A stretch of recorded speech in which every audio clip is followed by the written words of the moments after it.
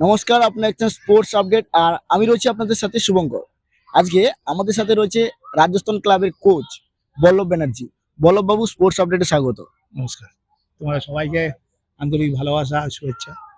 বাংলা আবারও কিন্তু রঞ্জি ট্রফিতে ব্যর্থ।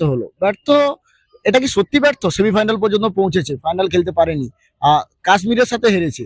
এটা কি সত্যিকারের ব্যর্থতা বলে মনে হচ্ছে? উম একটা তোমাকে অনেক আগের বাংলা সম্বন্ধে অনেকবার বলেছি যে এই বাংলার ক্রিকেটটা নিয়ে সত্যি করে আমাদের চিন্তার ব্যাপার আছে। একটা কথা হচ্ছে যে যারা এই দায়িত্বে ছিল তারা এই সম্বন্ধে যথেষ্ট ওয়াকিবল। আমরা কাশ্মীরের কাছে হেরেছি কি না তোমার আসামের কাছে, এইটা বড় কথা না। বড় কথা হচ্ছে যে যে আমরা কতটুকু এই সম্বন্ধে নিয়ে চিন্তাভাবনা বা আমরা যে প্রসেসের কথা বললাম একটু আগে, প্রসেস বা যে স্টেজটা খেলছি আমরা, আমাদের অপোনেন্টে কি আছে, আমার মানে এই পোস্টমর্টমগুলো কোথায় যেন আমার মনে হচ্ছে যেন ছোট ছোট ল্যাক্স করেছি আমরা, সেই ল্যাক্সের জন্য আমাদের একটা প্রবলেম এসছে। কিন্তু কোনো মতে এটা বলবো না যে আমরা হেরে গেছি, কাশ্মীরের কাছে হেরেছি। খেলা হারজি থাকে, সেই দিনটা হয়তো কাশ্মীরের জন্য ছিল, আমাদের জন্য ছিল না। কিন্তু এটা শিক্ষা, হারা থেকে তো শিক্ষা আসে। আমার পরবর্তীকালে আমি বেঙ্গলের যে বিগত ৪-৫ বছর ধরে বা ৬ বছর ধরে কাজকর্ম দেখছি, আমি খুব কাছ থেকেই দেখেছি আমি, যারা এই দায়িত্বে আছে খুব অনেস্টলি আছে তারা।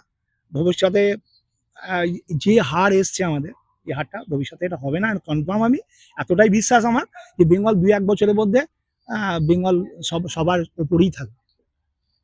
লক্ষ্মীদা কিন্তু দিনরাত ধরে অক্লান্ত পরিশ্রম করেছে, তারপরেও সেমিফাইনালে হার।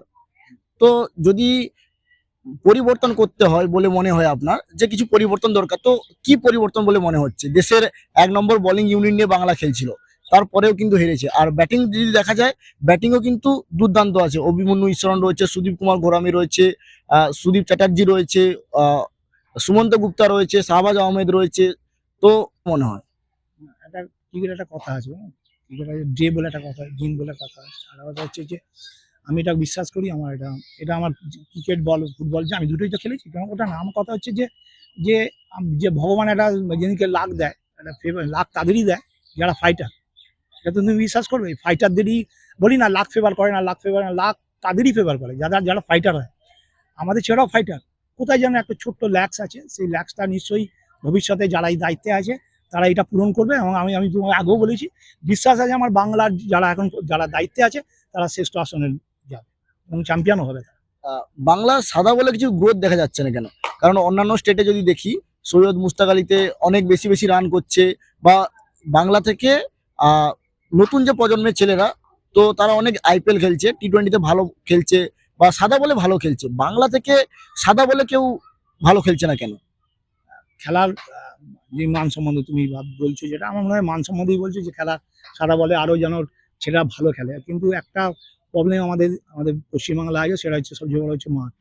তুমি আমাদের যে পশ্চিমবঙ্গের ছেলেরা যে টুর্নামেন্টগুলো হয়, তুমি দেখবে ঘরের ছেলেরা খেলে, কলকাতা মাঠে খেলে, মাঠের সাইজ এটা বিরাট ম্যাটার হয়ে যায়। যখন বাইরের স্টেটগুলো খেলে তাদের মাঠগুলো লক্ষ্য করো, তাদের মাঠ অনেক বড়। আমাদের মাঠ সেই অনুযায়ী একটা দুটো কি তিনটে কি চারটেই বললাম মাঠ বড় আছে, বেশি মাঠ বড় না।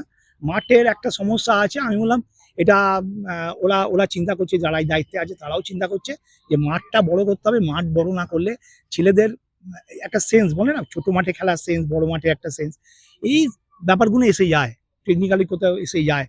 বহু বছর আগে অমলদা বলেছিলেন, এটা ফুটবলের কথা বলে গেছিলেন, সেটাই এখন পরিণত হয়েছে যে বর্ষা মাঠে খেলো না, বর্ষা মাঠে খেললে ছেলেরা স্লো হয়ে যায়।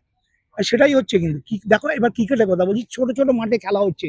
তুমি ধরো পুলিশ মাঠে খেলা হচ্ছে, তালতলা মাঠে খেলা হচ্ছে, রাজস্থান মাঠে খেলা হচ্ছে, কালীঘাট মাঠে হচ্ছে, এই ছেলেরা এইখানে এই 20-20 তোমার যে সার্কেল হয়, সার্কেলটা কোথায় হয়? বা বাউন্ডারি সীমায় চলে যায় হয়তো। এই ছেলেরা কি খেলো বলো, এখানে সমস্যা আছে। সমস্যা থেকে এখান থেকে আমাদের শিখতে হবে, যে এখান থেকে বেরোতে হবে, সে বেরিয়ে গিয়ে আমরা আরো ভালো খেলবো। এটা তো আমি আশা রাখি, খেলবে ভালো, বাংলা খেলবে ভালো জায়গায়। এই বছর চ্যাম্পিয়ন হচ্ছে প্রথমবার জম্মু কাশ্মীর। আহ একদম বলতে গেলে যে ইতিহাসে নিজেদের নাম খোদাই করলো জম্মু কাশ্মীর। আকিম নবী যে বল করছিল, তো আকিম নবী কি মনে হচ্ছে যে ইন্ডিয়া টিমে খুব সামনেই আছে?